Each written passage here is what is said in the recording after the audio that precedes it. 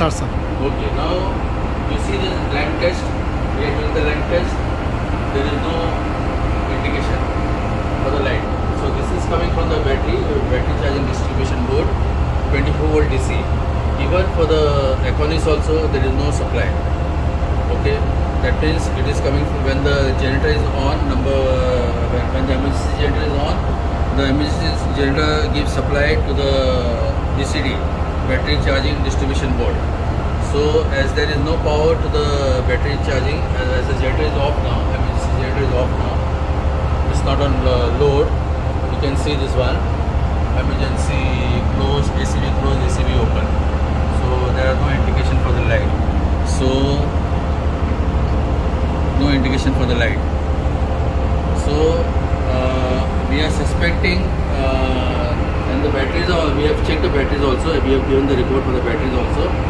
For general service is showing what one volt something like that. That means the battery is completely down and it cannot be able to charge. So when the emergency generator starts, it is coming on, the power supply on, this everything comes on.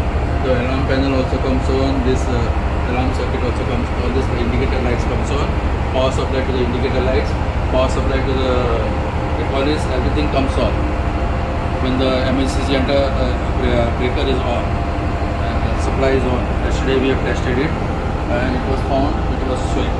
So the same supply as per the distribution board we have sent earlier, it giving supply to the AIS and navigation equipments and all those things.